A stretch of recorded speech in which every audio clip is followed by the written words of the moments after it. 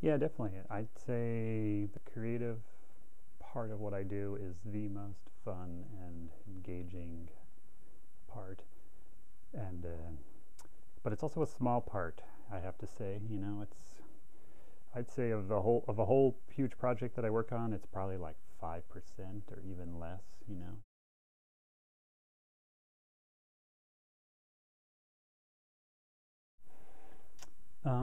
Well, incubation's an interesting question because some of the things that I've worked on, it's been years and years, or sometimes decades, or between when I've like I don't know, sort of discovered something while messing around to when I've actually really figured out kind of actually how to build it or how to make it work. Or a lot of times in the public art realm, it's finding a place for it or finding an opportunity where the idea kind of meshes with some architectural problem or some, you know, basically an opportunity to do it.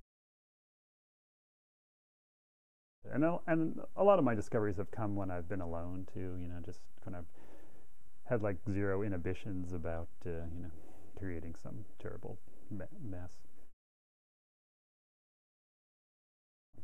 People have a big misconception about creativity when it comes to the work I do. They look at all this stuff that I've done and they think, wow, that guy's so clever. He thought of all this really cool stuff. But more often than not, it's actually messing around with things. It's experimenting and trying things, and it's lots of failures or things that are boring or don't work.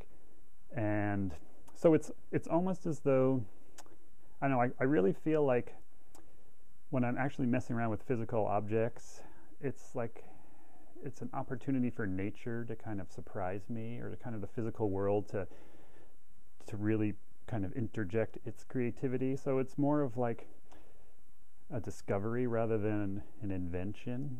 So like if I try to sit down and be creative and think of something, I feel like I'm limited by my mind. I feel like I'm limited by what I've already done and what I already know and what I've already seen. Whereas messing around with physical objects, there's sort of an opportunity for me to be surprised. I haven't really been afraid to fail. I've sort of viewed it as, just an inherent part of the thing. And it's easier to fail when no one's around.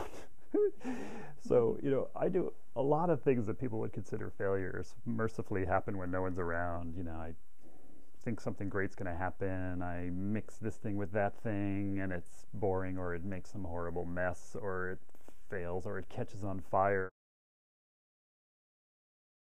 Right after college, I wandered into the Exploratorium and I was just a lackey in the shop there. But Frank Oppenheimer, the physicist who started the Exploratorium, he kind of took me under his wing. I was kind of his little apprentice for the last couple of years of his life, and he just told me all these great tales of his work, like with cosmic ray physics and sending up these balloon experiments into the atmosphere to see if these things that the mathematics of kind of actually of the developing of the atomic bomb, the mathematics suggested that there'd be these cosmic rays, and no one had looked for them. And Frank was like, well, they get absorbed by the atmosphere. So Frank was like, well, we need to send a balloon up there to see if they're there. And he built this whole detector, and he described the amazing adventure of launching this balloon and then recovering it out in the middle of the desert, all dinged up, and opening it up and getting the data out and going, oh my God, this is real.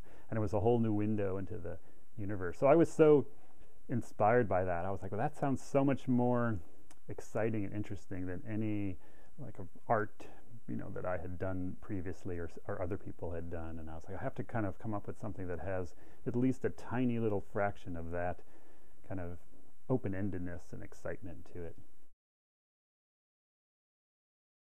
My work is a huge amount of my work is about risk, and about being comfortable with like, I mean, most people like who know nothing about what I do. If I just describe some of these projects I'm working on, like people in the normal business world, or people like I run into on airplanes, I tell them what I do, and they're like, "Oh my God, what does your insurance policy look like?"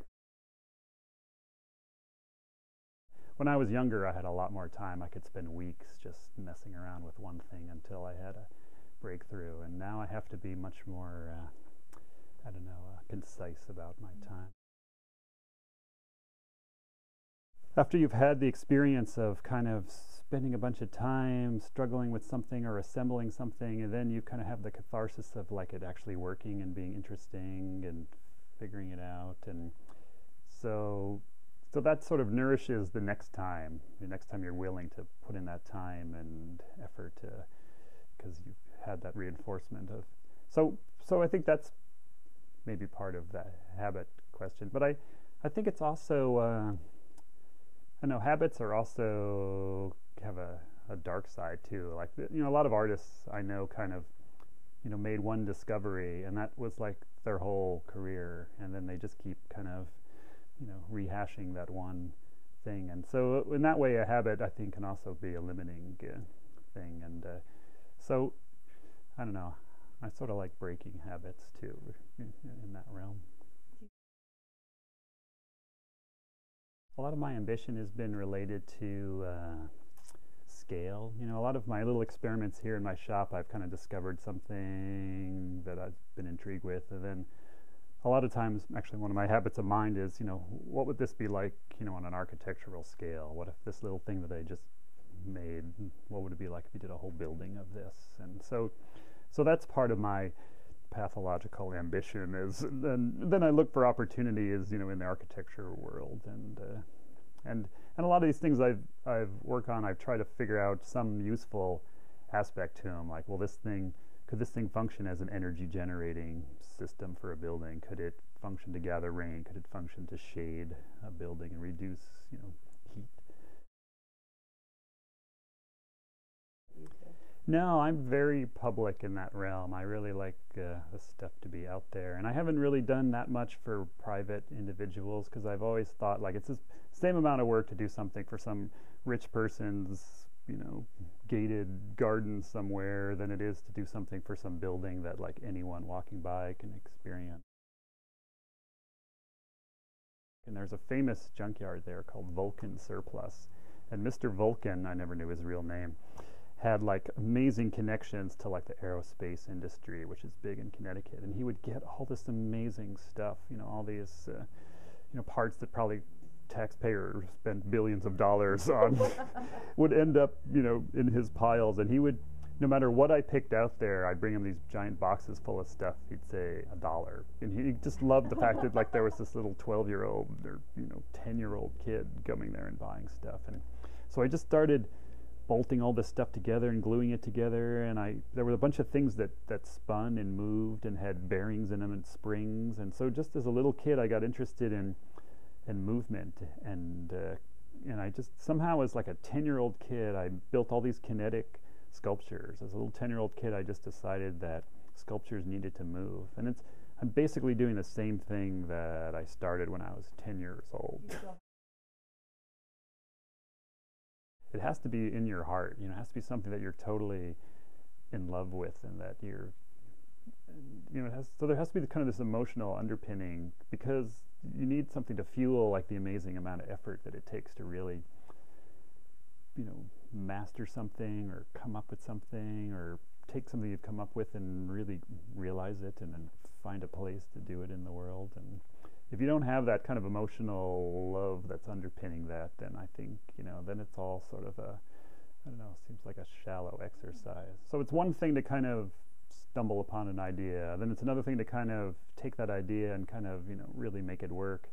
And then it's a whole other big leap to figure out how to like do that out in the world where someone pays you for it. And so, a lot of artists or a lot of, inventors, kind of excel in one of those areas, but not the others. And I think it's rare that someone has skills in all those realms.